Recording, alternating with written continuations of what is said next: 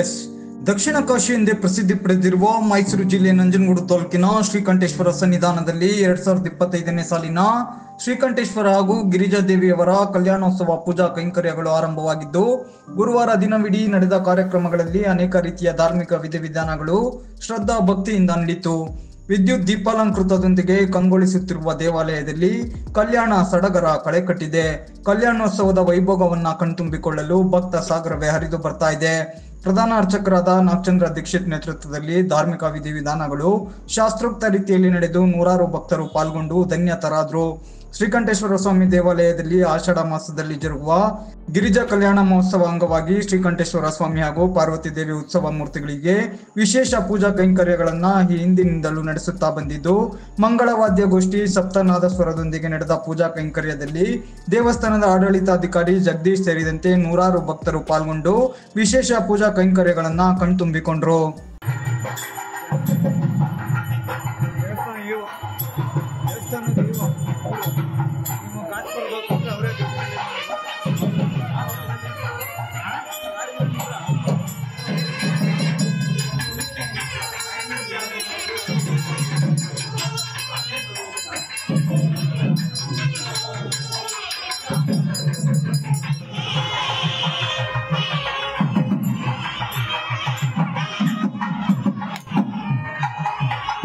ಈ ವೇಳೆ ಪ್ರಧಾನ ಅರ್ಚಕರಾದ ನಾಗಚಂದ್ರ ದೀಕ್ಷಿತ್ ಮಾತನಾಡಿ ಗಿರಿಜಾ ಕಲ್ಯಾಣ ಮಹೋತ್ಸವದ ಪೂಜಾ ಕೈಂಕರ್ಯಗಳ ವಿಶೇಷತೆಗಳನ್ನ ತಿಳಿಸಿದ್ರು. ಓಕೆ ಗುರುಗಳೇ. ಶ್ರೀ ಗುರುಭ್ಯೋ ನಮಃ.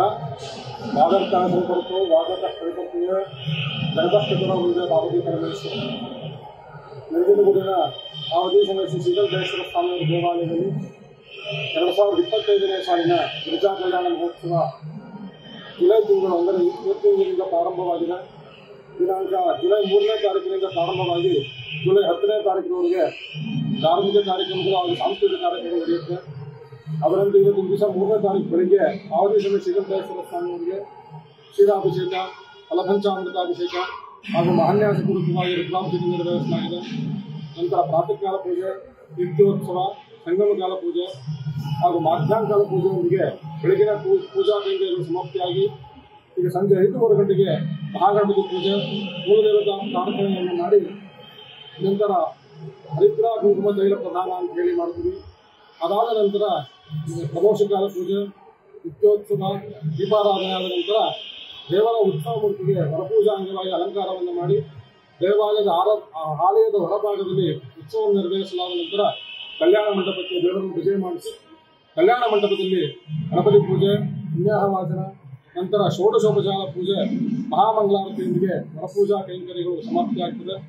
ಹಾಗೂ ದಿನಾಂಕ 4ನೇ ತಾರೀಕು ಬೆಳಿಗ್ಗೆ ಪಾರ್ವತಿ ಸಮೇತ ಶ್ರೀಕಂಠೇಶ್ವರ ಸ್ವಾಮಿಯವರ ಗಿರಿಜಾ ಕಲ್ಯಾಣ ಮಹೋತ್ಸವದ ಅಂಗವಾಗಿ ಎಂದಿನಂತೆ ಋಷಿಕಾಲ ಪೂಜೆ, ಪ್ರಾತಃಕಾಲ ಪೂಜೆ ಹಾಗೂ ನಿತ್ಯೋತ್ಸವವಾದ ನಂತರ ಮಹಾಗಣಪತಿ ಪೂಜೆಯನ್ನು ಮಾಡಿ ಕನ್ನಡಿ ಕಲಶವನ್ನು ಹೊರಡಿಸ್ತೀವಿ. ಅಂದರೆ ದೇವರಿಗೆ ಧಾರಾ ಮುಹೂರ್ತದ ಅಂಗವಾಗಿ ಅಗ್ರೋದಕವನ್ನು ತರೋದಕ್ಕೆ ಹೊರಟು ಕಪಿಲಾ ನದಿ ತಟದಲ್ಲಿ ಗಂಗೆ ಪೂಜೆಯನ್ನು ಮಾಡಿ ಅಲ್ಲಿಂದ ಅಗ್ರೋದಕವನ್ನು ತೆಗೆದುಕೊಂಡು ಬಂದ ನಂತರ ಸಂಗಮಕಾಲ ಪೂಜೆ, ಮಧ್ಯಾಹ್ನಕಾಲ ಪೂಜೆ, ಮಹಾಮಂಗಳಾರತಿ ಆದ ನಂತರ ನಾಂದಿ ಗ್ರಹ ಯಜ್ಞ, ಒಂದು ದೇವನಾಂದಿ ಆ ರೀತಿಯಾಗಿ ನವಗ್ರಹ ಹೋಮ ಆಗಿ ನಾಂದಿ ಗ್ರಹ ಯಜ್ಞವಾಗುತ್ತೆ.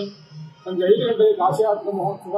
ಆ ಕಾಶಿಯಾತ್ರ ಮಹೋತ್ಸವಕ್ಕೆ ಮೈಸೂರಿನ ಮಹಾರಾಜರಿಂದ ಮುಂಬಡಿಕೆ ಸುಧಾರಿಯವರು ನೀಡಿದಂತಹ ವಿವಿಧ ಆಭರಣಗಳಿಂದ ಅಲಂಕೃತವಾಗಿ ನಂತರ ವಿಶೇಷವಾಗಿ ಟಿಪ್ಪು ಸುಲ್ತಾನ್ ಅವರಿಗೆ ನೀಡಿದಂತಹ ಪಚ್ಚೆ ಕಂಠಿಹಾರವನ್ನು ವರ್ಷದಲ್ಲಿ 1 ಬಾರಿ ಮಾತ್ರ ಧಾರಣೆ ಮಾಡಲಾಗುತ್ತೆ. ಕಾಶಿಯಾತ್ರೆ ಉತ್ಸವವು ಸಮಾಪ್ತಿಯಾದ ನಂತರ ಸಂಜೆ 6:20ರಿಂದ 7 ಗಂಟೆಗೆ ಸಿಗುವ ಮಕರದಕ್ಷದಲ್ಲಿ ಸಂಬಂಧಮಾಲಾ ಮಹೋತ್ಸವ, ನಂತರ ಕಲ್ಯಾಣ ಮಂಟಪ ಪ್ರವೇಶವಾಗಿ ಅಲ್ಲಿ ಷೋಡಶೋಪಚಾರ ಪೂಜೆ ಹಾಗೂ ಕಲ್ಯಾಣೋತ್ಸವದ ಅಂಗವಾಗಿ ಮಂಗಲಾಷ್ಟಕರಣ, ಧಾರಾ ಮುಹೂರ್ತ, ಮಹಾಸಂಕಲ್ಪ, ಗುರುವರ್ಗ ಪೂಜೆ ಇತ್ಯಾದಿ ಕಾರ್ಯಕ್ರಮಗಳೊಂದಿಗೆ ಅದಾದ ನಂತರ ಮಾಜಾ ಹೋಮ, ತದನಂತರ ಮಹಾಮಂಗಳಾರತಿಯೊಂದಿಗೆ ನಾಳೆಯ ಪೂಜಾ ಕೈಂಕರ್ಯಗಳು ಸಮಾಪ್ತಿಯಾಗಿದೆ. ದಿನಾಂಕ 5ನೇ ತಾರೀಕು ಬೆಳಗ್ಗೆ ಉಪಾಸನೆ ಹಾಗೂ ಸಂಜೆಯೂ ಕೂಡ ಉಪಾಸನೆ ಆಗುತ್ತೆ. 6ನೇ ತಾರೀಕು ಬೆಳಗ್ಗೆ ಉಪಾಸನೆ, ಊಟದ ಉಯ್ಯಾಲೆ ಮತ್ತು 6ನೇ ತಾರೀಕು ಸಂಜೆ ವಿಶೇಷವಾಗಿ ಉಪಾಸನೆ ಆದ ನಂತರ ಪಾಟಲಿ ಮಹೋತ್ಸವ. 7ನೇ ತಾರೀಕು ಬೆಳಗ್ಗೆ ಉಪಾಸನೆ, ನಂತರ ಸಂಜೆ ನಾಕಬಲಿ. 8ನೇ ತಾರೀಕು ಬೆಳಗ್ಗೆ ಉಪಾಸನೆಯಾಗಿ ನಂತರ ವರುಣ ಹೋಮ, ಕಂಭೋದ್ವಾಸನೆಯಾಗಿ ಅವಪ್ರದ ತೀರ್ಥಸ್ಥಾನಕ್ಕೆ ದೇವರು ಕಪಿಲಾ ನದಿಗೆ ನೀರು ಮಾಡಿಸಿ 8 ಮತ್ತು 9 ಹಾಗೂ 10 ಈ 3 ದಿವಸಗಳ ಕಾಲ ವಿಶೇಷವಾಗಿ ರಾತ್ರಿ 7 ಗಂಟೆಗೆ ತೆಪ್ಪೋತ್ಸವ ಹಾಗೂ 10ನೇ ತಾರೀಕು ರಾತ್ರಿ 9 ಗಂಟೆಗೆ ಶಯನೋತ್ಸವದೊಂದಿಗೆ 2025ನೇ ಸಾಲಿನ ಗಿರಿಜಾ ಕಲ್ಯಾಣ ಮಹೋತ್ಸವ ಸಮಾಪ್ತಿಯಾಗ್ತದೆ. ಈ ಧಾರ್ಮಿಕ ಕಾರ್ಯಕ್ರಮಗಳ ಜೊತೆಗೆ ವಿಶೇಷವಾಗಿ ಸಾಂಸ್ಕೃತಿಕ ಕಾರ್ಯಕ್ರಮ ಸಹ ದೇವಾಲಯದ ಆಡಳಿತ ಮಂಡಳಿಯಿಂದ ಹಮ್ಮಿಕೊಳ್ಳಲಾಗಿದೆ. ಭಕ್ತಾದಿಗಳು ಹೆಚ್ಚಿನ ಸಂಖ್ಯೆ ಬಂದು ಕಾವಡಿ ಶ್ರೀಕಂಠೇಶ್ವರ ಸ್ವಾಮಿಗಳ ಕೃಪೆಗೆ ಪಾತ್ರರಾಗಬೇಕಾಗಿ ಈ ಮೂಲಕ ಕೇಳಿಕೊಳ್ಳಲಾಗುತ್ತದೆ.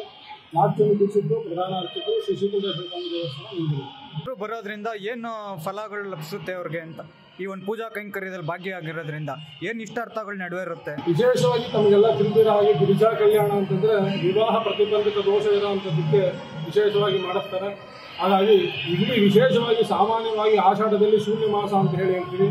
ಆದರೆ ಇಲ್ಲಿ ನಂಜನಗೂಡಿನಲ್ಲಿ ಆಷಾಢ ಮಾಸದಲ್ಲೇ ವಿಶೇಷವಾಗಿ ಗಿರಿಜಾ ಕಲ್ಯಾಣ ಆಗುವಂಥದ್ದು ಬಹಳ ವಿಶೇಷ. ಹಾಗಾಗಿ ಗಿರಿಜಾ ಕಲ್ಯಾಣ ಮಹೋತ್ಸವದಲ್ಲಿ ಯಾರು ದರ್ಶನ ಮಾಡ್ತಾರೆ, ಯಾರ ಮನೆಯಲ್ಲಿ ವಿವಾಹ ಪ್ರತಿಬಂಧಕ ದೋಷ ಇರುತ್ತೆ, ವಧು ಅಥವಾ ವರರಿಗೆ ಪ್ರತಿಬಂಧಕ ದೋಷ ಇರುತ್ತೆ, ಆ ದೋಷ ನಿವಾರಣೆಯಾಗಿ ಶೀಘ್ರವೇ ವಿವಾಹ ಆಗಿ ಅವರ ಇಷ್ಟಾರ್ಥಗಳು ಸಿದ್ಧಿಸುತ್ತೆ ಅಂತೇಳಿ ಶಾಸ್ತ್ರದಲ್ಲಿ ಉಕ್ತವಾಗಿದೆ.